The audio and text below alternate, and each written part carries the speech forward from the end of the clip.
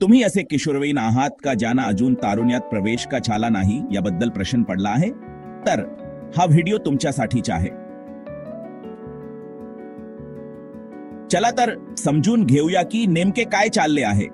जर तुम्ही मुलगा असाल आणि 14 वर्षांचे वय झाले तरी तारुण्यात प्रवेश झाला नसेल, किंवा मुलगी असाल आणि 13 वर्षांचे वय झाले तरी तारुण्यात प्रवेश झाला नसेल, तर त्याला विलंबित यौवन म्हणतात. हे नेमके का होते?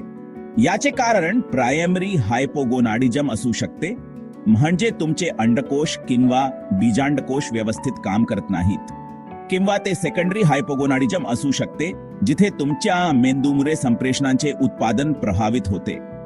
मधुमेह सारखे दीर्घकालीन आजार किंवा अपुरी पोषण मूल्ये देखील तारुण्यात प्रवेशाला विलंब करू शकतात. अनुवंशिकता देखील भूमिका बजावते, जसे मुलीमध्ये टर्नर सिंड्रोम किंवा मुलामध्ये क्लाइनफेल्टर सिंड्रोम.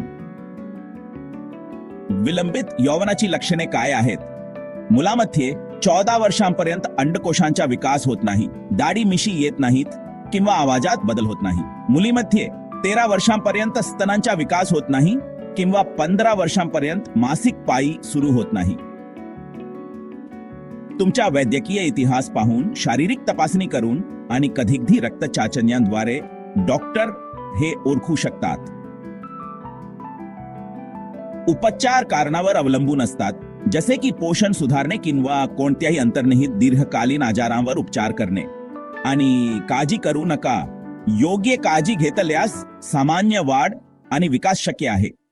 जर आजार जुनाट झाला असेल तर काळजी करू नका. केंट होमिओपॅथी क्लिनिक तुमच्यासाठी आहे.